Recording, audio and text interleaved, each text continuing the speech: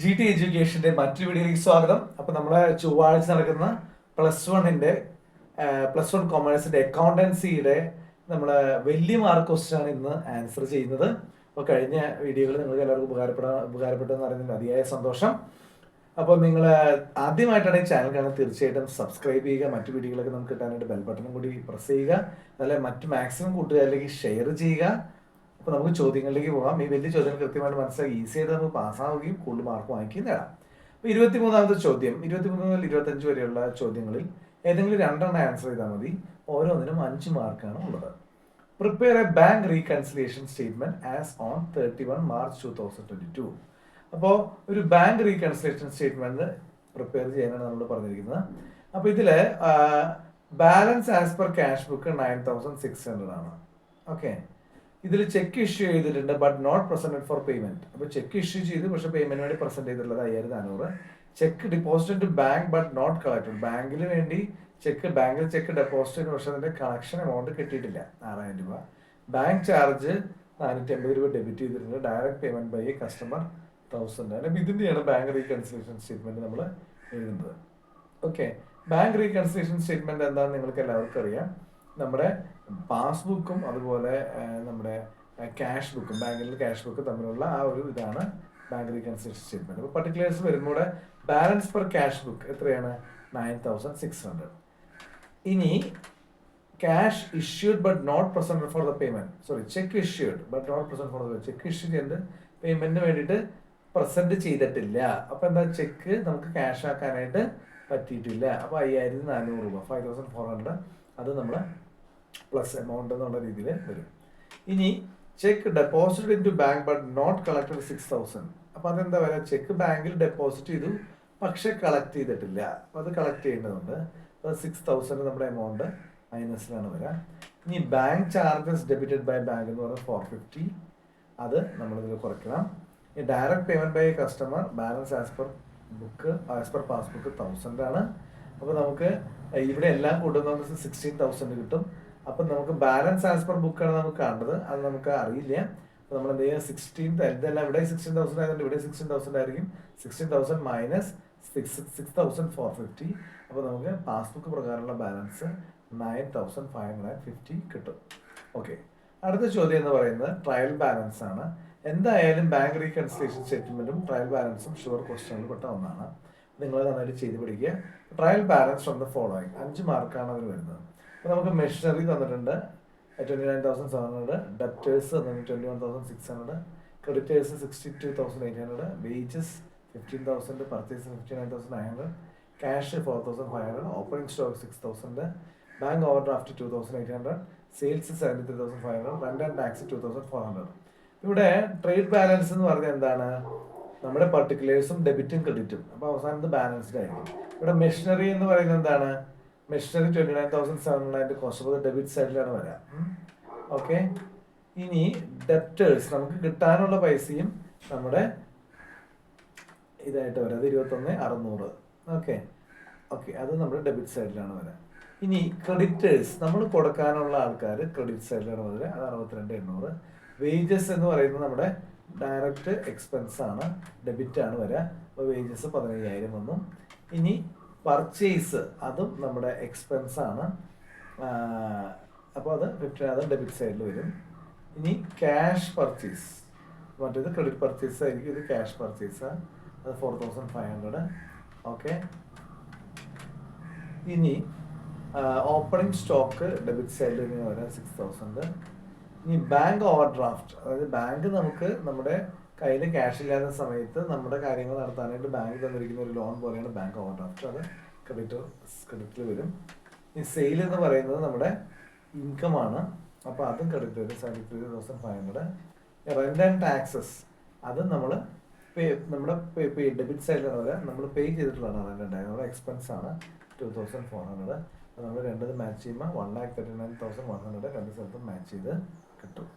Okay, ഇനി അടുത്ത ഒരു ചോദ്യം എന്ന് പറയുന്നത് what is the grouping of assets and liability, അതുപോലെ arrange the balance items with imaginary details in the order of liquidity. അപ്പോൾ grouping of assets and liability എന്ന് പറയുമ്പോൾ the term grouping means putting together items of similar nature under a common heading in the balance sheet. Balance ഷീറ്റിൽ നമുക്ക് ഒരേ രീതിയിൽ വരുന്ന ഒരേ വകയിൽ അല്ലെങ്കിൽ ഒരേ ഇതിൽ വരുന്ന സിമിലർ ആയുള്ള ഐറ്റംസിനെ ഗ്രൂപ്പ് ചെയ്യുന്നതാണ്. The term grouping means putting together terms of similar nature under A common heading in the balance sheet. ഇനി എന്താണ് മാർഷലിംഗ്? ഇവിടെ നമുക്ക് മാർഷലിംഗ് എന്നുള്ള കാര്യം കൂടി ഒന്ന് പറയണം. Marshalling denotes the order in which the asset and liabilities are shown in the balance sheet. Balance ഷീറ്റിൽ അസറ്റ് ആൻഡ് ലയബിലിറ്റിയും ഒരു ഓർഡറിൽ ഷോ ചെയ്യണമെങ്കിൽ മാർഷലിംഗ് എന്ന് പറയാം. Marshalling can be done in the following 2 ways. 2 രീതിയിൽ മാർഷലിംഗ് നമുക്ക് നടത്താം. ഒന്ന്, ഇൻ ഓർഡർ ഓഫ് ദ ലിക്വിഡിറ്റിയുടെ ബേസിൽ മാർഷലിംഗ് നടത്താം. പിന്നെ എന്താണ്, പെർമനൻസിന്റെ ബേസിൽ നമുക്ക് ഓർഡറിൽ നമുക്ക് മാർഷലിംഗ് നടത്താം. മാർഷലിംഗിന്റെ ഓഫ് അസറ്റ്സ് ആൻഡ് ലയബിലിറ്റി നമ്മുടെ ആൻസറിൽ അത് തന്നിട്ടില്ല, അപ്പോൾ അത് നിങ്ങൾ ടെക്സ്റ്റ് ബുക്കിലുണ്ട്. ജസ്റ്റ് ഒന്ന് പറയാം. ലയബിലിറ്റി സൈഡിൽ വരുന്നത് നിങ്ങൾ ആ ഫോർമാറ്റ് പഠിക്കണം. ലയബിലിറ്റി സൈഡിൽ വരുന്നത് bank over draft, bills payable, sundry creditors, outstanding expense, capital. ഇതൊക്കെയാണ് നമ്മുടെ ലയബിലിറ്റി സൈഡിൽ വരാം. ഇതൊക്കെയാണ് വരാം: bank over draft, bills payable, sundry creditors, outstanding expenses and capital. Asset സൈഡിൽ വരുന്നത് cash in hand, cash at bank, bills receivable, short time investment, sundry debtors, closing stock, prepaid expenses, furniture, plant and machinery, land and building. ഇതൊക്കെ asset സൈഡിലായിരിക്കും വരാം. അപ്പോൾ നിങ്ങൾ ഫോർമാറ്റിൽ പഠിച്ചു വെച്ച് നിങ്ങൾ ഈസി ആയിട്ട് മാർക്ക് കിട്ടും. ഓക്കെ, 26 മുതൽ 27 വരെയുള്ള ചോദ്യങ്ങൾക്ക് ഏതെങ്കിലും ഒരെണ്ണം ആൻസർ ചെയ്താൽ മതി. 8 മാർക്കിന്റെ ക്വസ്റ്റൻ ആണ്. അതിൽ ആദ്യത്തെ ചോദ്യം എന്ന് പറയുന്നത് prepare A double column cash book. 8 മാർക്കാണ്. നമുക്ക് 2022 ജനുവരി 1 ഓപ്പണിംഗ് ബാലൻസ് 8,000 ആണ്. ക്യാഷ് എന്ന് പറയുന്നത് 6,200 ആണ്. സോറി, ക്യാഷ് 8,000, ബാങ്കിലുള്ളത് 6,200 ആണ്. Cash balance 8,000, bank balance 6,200. January 4 received cash from Rajesh 4,000. January 5 cash deposited into bank 7,000. January 6 paid salary by check 8,000. January 8 check issued to Aman 2,000. January 10 withdraw cash from bank 1,200. January 14 rent paid 1,800. January 8 check received from Nadir paid into bank 5,400. Bank charges 200. Withdraw from bank for personal use 3,000 ആണ്. ഇതിനെ base ചെയ്തിട്ട് നമ്മൾ എന്ത് ചെയ്യണം? ഒരു double column cash book prepare ചെയ്യണം.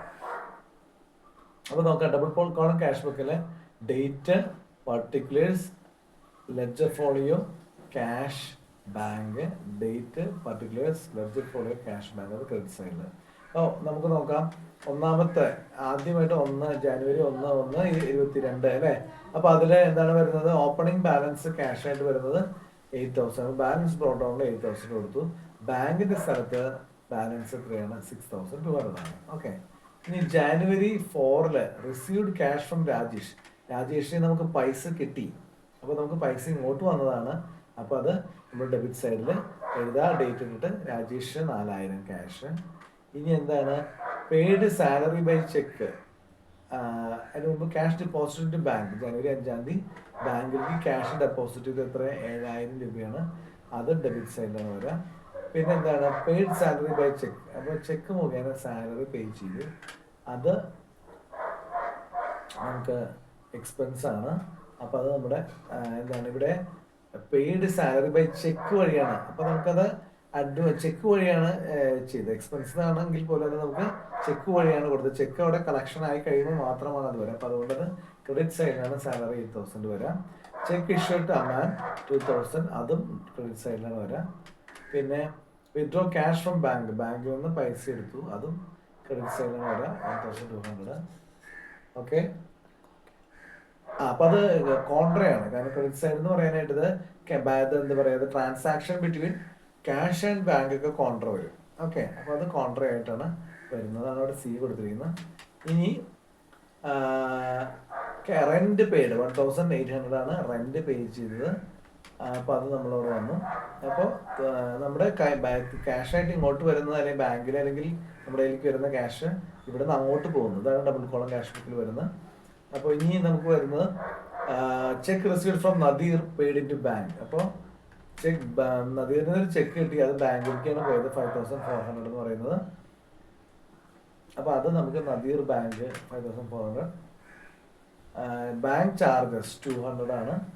അത് നമ്മുടെ കയ്യിൽ നിന്ന് പോയേക്കുന്നതാണ്. അപ്പോൾ അത് 200 കാണിക്കും bank charges. Withdraw from bank for personal use, നമ്മുടെ പേഴ്സണൽ യൂസിന് വേണ്ടിയിട്ട് ബാങ്കിൽ നിന്ന് എടുക്കുന്നതാണ്. ഡ്രോയിങ്സ് ആണ്, അത് 3000 ആണ്. അപ്പോൾ transaction between cash and bank, വ്യക്തിയും എന്താ പറയുക, ആ ക്യാഷ് ആൻഡ് ബാങ്ക്, അതിനെ നമ്മൾ കോൺട്രാ എന്ന് പറയാം. ഓക്കെ, അപ്പം അങ്ങനെ വരുമ്പോൾ നമുക്ക് ടോട്ടൽ ക്യാഷ് 13,200 കൂടെ കിട്ടും. ബാങ്കിലുള്ളത് 18,600 കിട്ടും. ഇത് തന്നെ നമുക്ക് അപ്പുറത്തെ സൈഡിലും കിട്ടും. ഇതാണ് ഡബിൾ കോളം ക്യാഷ് ബുക്ക് എന്ന് പറയുന്നത്. അടുത്ത ചോദ്യം 8 മാർക്കാണ്. അപ്പോൾ അത് കൃത്യമായിട്ട് നമുക്ക് പഠിച്ചാൽ ഈസിയായിട്ട് 8 മാർക്ക് വാങ്ങിക്കാവുന്നതാണ്. അടുത്ത ചോദ്യം നോക്കുക. Following the trial balance of A trader for the year ending 31st December 2022. Particular stock 1/1/2022 debit എന്ന് പറയുന്നത് 40,000 ആണ്. പർച്ചേസസ് 1,20,000 പർച്ചേസ് ഉണ്ട്. സെയിൽസ് 3,14,000 ഉണ്ട്. സെയിൽസ് റിട്ടേൺ 4,000 ഉണ്ട്. വേജസ് 22,000 ഉണ്ട്. കാരേജ് ഇൻവേഴ്സ് 6,000 ഉണ്ട്. സാലറി 30,000 ഉണ്ട്. റെന്റ് 20,000 ഉണ്ട്. കമ്മീഷൻ റിസീവ്ഡ് 8,000 ആണ്. ഡെപ്റ്റേഴ്സിന് നമുക്ക് ഇങ്ങോട്ട് കിട്ടാനുള്ളത്, ഡെപ്റ്റേഴ്സിന് കിട്ടാൻ 40,000 രൂപയാണ്. നമ്മൾ അങ്ങോട്ട് കൊടുക്കാനുള്ള ക്രെഡിറ്റേഴ്സ് 60,000 രൂപയാണ്. Cash at bank 6,300 6,300. ഫർണിച്ചർ 1,50,000 ഉണ്ട്. ക്യാപിറ്റൽ 60,300 ആണ്. ഡ്രോയിങ്സ് എന്ന് പറയുന്നത് 4,000 ആണ്. ഡ്രോയിങ്സ് എന്ന് പറയുന്നത് ക്യാപിറ്റലിൽ നിന്ന് നമ്മുടെ ആവശ്യത്തിന് വേണ്ടിയിട്ട് ഓർഡർ എടുക്കുന്ന എമൗണ്ടിനെയാണ് നമ്മൾ ഡ്രോയിങ് എന്ന് പറയുക. അപ്പോൾ നമ്മുടെ ബാലൻസ് കാണുന്നത് നമുക്ക് അഡീഷണൽ ഇൻഫർമേഷൻ ഉണ്ട്. ക്ലോസിംഗ് സ്റ്റോക്ക് 40,000 40,000 ആയിട്ട് വാല്യൂ ചെയ്യണം. വേജസ് ഔട്ട്സ്റ്റാൻഡിങ് 2,000 ആയിരിക്കണം, 2,000 ആയിട്ട് വാല്യൂ ചെയ്യണം. റെന്റ് പ്രീപെയ്ഡ് അത് 2,000 മാത്രമായിട്ടാണ് ഇത് ചെയ്യാനായിട്ട് പറ്റുള്ളൂ. Provide 10% depreciation on future. Provision for doubtful ഡെപ്റ്റ്. Okay, provide 10% depreciation on furniture. Okay, provision for doubtful ഡെപ്റ്റ് അറ്റ് 5% ഓഫ് ഡെപ്റ്റേഴ്സ്. ഇപ്പോൾ ഡെപ്റ്റേഴ്സിന് വേണ്ടി 5% പ്രൊവിഷൻ വെക്കണം. നമ്മളോട് ചോദിച്ചത് prepare trading and profit and loss account for the year ended 31st December 2022 and balance sheet as on that date. ഇത് നമ്മുടെ ഒരു മെയിൻ കാര്യമാണ്. നമുക്ക് ട്രേഡിംഗ് അക്കൗണ്ടും പ്രോഫിറ്റ് ആൻഡ് ലോസ് അക്കൗണ്ടും ബാലൻസ് ഷീറ്റും തയ്യാറാക്കാനായിട്ട് ഒരു വിദ്യാർത്ഥി, കൊമേഴ്സ് വിദ്യാർത്ഥി എന്തായാലും അറിഞ്ഞിരിക്കണം. 8 മാർക്കിന്റെ ചോദ്യമാണ്. നമുക്ക് ഉത്തരത്തിലേക്ക് പോകാം.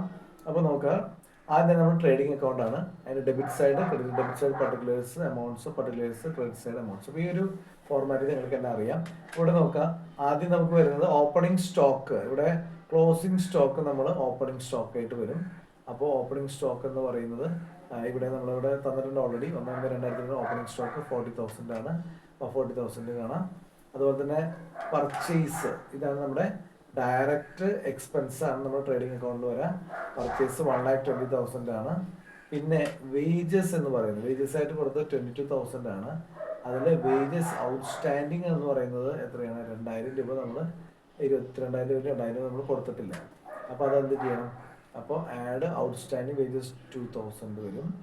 അപ്പോൾ നമുക്ക് എന്ത് വരും? ടോട്ടൽ അത് 24,000 ആണ്. കാരേജ് ഇൻവേർട്സ് എന്ന് പറയുന്നത് 6,000 ആണ്. നമ്മുടെ ചരക്ക് കൂലി എന്ന് പറയുന്നത്, അതായത് ഇങ്ങോട്ടത് നമ്മൾ ട്രേഡിങ്ങിൽ വരും. ഡയറക്റ്റ് എക്സ്പെൻസ് ആണ്. കാരേജ് ഇൻവേർട്സ് നമുക്ക് തന്നിട്ടുണ്ട്. കാരേജ് ഇൻവേർട്സ് 6,000 ആണ് വരാം. ഓക്കെ, അപ്പോൾ ഇനി നമുക്ക് സെയിൽസ്, നമുക്കത് ക്രെഡിറ്റ് സൈഡാണ് വരാം. സെയിൽസ് എന്ന് പറയുന്നത് 3,14,000 ആണ്. സെയിൽസ് റിട്ടേൺ, നമ്മൾ സെയിൽസ് ഇത് ചെയ്ത് അതിൽ 4,000 നമുക്ക് റിട്ടേൺ വന്നു. അപ്പോൾ അതവിടെ റിട്ടേൺ കാണിക്കണം. അപ്പോൾ നെറ്റ് സെയിൽസ് 3,10,000 ആണ്. ക്ലോസിംഗ് സ്റ്റോക്ക് നമുക്ക് തന്നിട്ടുണ്ട്. എത്രയാണ്? ക്ലോസിംഗ് സ്റ്റോക്ക് 40,000 ആണ്. ഓക്കെ, ഇനി അപ്പോൾ ഇത് നമുക്കൊന്ന് ബാലൻസ് ചെയ്യുമ്പോൾ ഈ സൈഡ് 3,50,000 വരും, ഇവിടെ 3,50,000 വരും. അപ്പോൾ 3,50,000 നിന്ന് ഇത് ഈ 4 കാര്യങ്ങൾ കൂട്ടിയിട്ട് കുറയ്ക്കുമ്പോൾ നമുക്ക് ഗ്രോസ് പ്രോഫിറ്റ് 1,60,000 ആയിരിക്കണം. ഡെബിറ്റ് സൈഡാണ് കൂടുതൽ, അപ്പോൾ പ്രോഫിറ്റ് ആണ് 1,60,000 ആണ് നമ്മുടെ ഗ്രോസ് പ്രോഫിറ്റ്. ഇത് നമ്മുടെ പ്രോഫിറ്റ് ആൻഡ് ലോസ് അക്കൗണ്ടിൽ ക്യാരി ഡൗൺ ചെയ്യും. അപ്പോൾ ഇനി സാലറി, ഇൻഡയറക്റ്റ് എക്സ്പെൻസ് ഒക്കെയാണ് പ്രോഫിറ്റ് ആൻഡ് ലോസ് അക്കൗണ്ടിൽ വരാം. സാലറി ഇൻഡയറക്റ്റ് എക്സ്പെൻസ് ആണ് 30,000 ആണ്. Rent paid 2,000. അപ്പോൾ നമുക്കിവിടെ റെന്റ് ഇവിടെ 20,000 ആണ്. ഇവിടെ റെന്റ് ഇവിടെ നമ്മുടെ ടേബിളിൽ 20,000 ആണ്. റെന്റ് ബൈ 20,000 ഇതിൽ നമുക്ക് പ്രീപെയ്ഡ് ആണ്. ഈ 2,000 നമ്മൾ അഡീഷണൽ ഇൻഫർമേഷൻ എന്ന് പറയുന്നത് റെന്റ് പ്രീപെയ്ഡ്. അപ്പം 20,000 രൂപയുള്ള റെന്റിൽ 2,000 രൂപ നേരത്തെ പേ ചെയ്യും. അപ്പോൾ നമുക്ക് ലെസ് പ്രീപെയ്ഡ് നമ്മുടെ 18,000 വരും, 18,000 വരും. ഗ്രോസ് പ്രോഫിറ്റ് ബ്രോട്ട് ഡൗൺ 1,60,000 ആണ്. പിന്നെ ഇവിടെ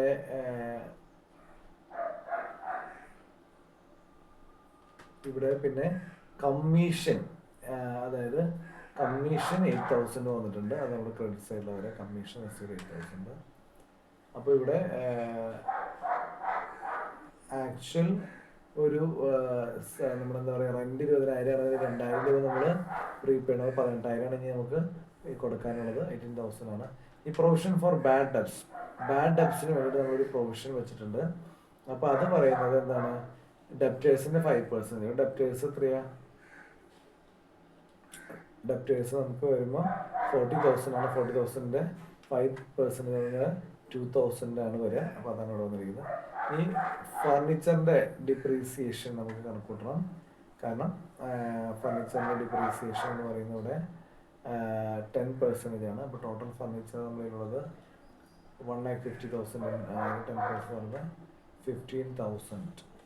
ഓക്കെ, ഇത്രയാണ് വരെ. ഇതെല്ലാം കൂട്ടി കഴിയുമ്പോൾ നെറ്റ് പ്രോഫിറ്റ് എന്ന് പറയുന്നത് എത്രയായിരിക്കും? ഓക്കെ, അപ്പോൾ നമ്മൾ നെറ്റ് പ്രോഫിറ്റ് എന്ന് പറയുമ്പോൾ 1,68,000 ആണ്. നെറ്റ് പ്രോഫിറ്റ് അല്ല, ടോട്ടലാണ് 1,68,000. എന്നിട്ട് അതിൽ നിന്ന് എന്ത് ചെയ്യണം? ഈ നെറ്റ് പ്രോഫിറ്റ് ഇവിടെ തന്നിട്ടുണ്ടാവും. നെറ്റ് പ്രോഫിറ്റ് ആണ് നമുക്ക് കണ്ടുപിടിക്കേണ്ടത്. ആ 1,68,000 നിന്ന് ഇതെല്ലാം കൂട്ടിയിട്ട് കുറയ്ക്കുമ്പോൾ നമുക്ക് നെറ്റ് പ്രോഫിറ്റ് 1,03,000 വരും. അപ്പോൾ നമ്മളൊരു കാര്യം ചെയ്യണം. ഈ ക്രെഡിറ്റ് സൈഡിൽ ഗ്രോസ് പ്രോഫിറ്റ് 1,60,000 ഉണ്ട്, കമ്മീഷൻ 8,000 ഉണ്ട്. അവിടെ 1,68,000 ആണ് വരെ. അത് രണ്ടും ടാലിയാണ്. അപ്പോൾ അതിൽ നിന്ന് 1,68,000 ഇവിടെ ഡെബിറ്റ് സൈഡിലുള്ള മറ്റ് ഇൻഡയറക്റ്റ് എക്സ്പെൻസ് കുറയ്ക്കുന്നത് നമുക്ക് 1,03,000. അതാണ് നമ്മുടെ നെറ്റ് പ്രോഫിറ്റ് ആയിട്ട് വരിക. ഇനി നമുക്ക് എന്താ ചെയ്യേണ്ടത്? ഇതിൻ്റെ ബാലൻസ് ഷീറ്റ് ഉണ്ടാക്കണം. ബാലൻസ് ഷീറ്റ് എന്ന് പറഞ്ഞാൽ എന്താണ്? Balance sheet as on 31/12/2020. Liabilities left സൈഡിലും അസറ്റ് റൈറ്റ് സൈഡിലും. ലയബിലിറ്റി എമൗണ്ട് കൂടെ, ലയബിലിറ്റി എന്ന് പറയുമ്പോൾ നമുക്കിവിടെ ക്രെഡിറ്റേഴ്സിന് നമുക്ക് നമ്മൾ 60,000 നമ്മൾ കൊടുക്കാനുണ്ട്. അത് നമ്മുടെ ലയബിലിറ്റിയാണ്, അവിടെ കാണിച്ചു. ഔട്ട്സ്റ്റാൻഡിങ് വേജ് നമ്മുടെ ലയബിലിറ്റിയാണ്. 2,000 രൂപ നമ്മൾ കൊടുക്കാനുണ്ട് വേജിൽ. അപ്പോൾ അങ്ങനെ വരുമ്പോൾ പിന്നെ അത് കഴിഞ്ഞ് ക്യാഷ് ആൻഡ് ബാങ്ക്. നമ്മുടെ അസറ്റ്സ് എന്ന് പറയുമ്പോൾ ബാങ്കിലുള്ള ക്യാഷ് എന്ന് പറയുന്നത് 6,300 ആണ്. ഒരു ഡെപ്റ്റേഴ്സ് നമുക്ക് ഇങ്ങോട്ട് തരാനുള്ളത് 40,000 ആണ്. അത് അസറ്റ് സൈഡിലാണ് വരിക. അപ്പോൾ ഇനി അതിൽ നിന്ന് എത്ര വേണം? ഒരു 2,000 ലെസ് ചെയ്യണം. അതെന്തിനാന്ന് പറഞ്ഞാൽ നമ്മളിവിടെ പറഞ്ഞിട്ടുണ്ട് പ്രൊവിഷൻ ഫോർ ഡൗട്ട്ഫുൾ ഡെപ്റ്റ് 5% ആണ്. അത് 40,000 5% 2,000 ആണ്. അപ്പോൾ അത് നമ്മളിവിടെ കുറയ്ക്കുന്നത് 38,000. അപ്പോൾ ഇവിടെ നമുക്ക് നെറ്റ് പ്രോഫിറ്റ് നമുക്ക് 1,30,000 കിട്ടിയിട്ടുണ്ട്. അത് ഇവിടെ ഇത് ചെയ്യണം. അപ്പോൾ അത് രണ്ടും നെറ്റ് പ്രോഫിറ്റും കൂടി ഇവിടെ ആഡ് ചെയ്യുമ്പോൾ 1,63,300 വരും. ഇവിടെ ക്ലോസിംഗ് സ്റ്റോക്ക് 40,000 ഉണ്ട്.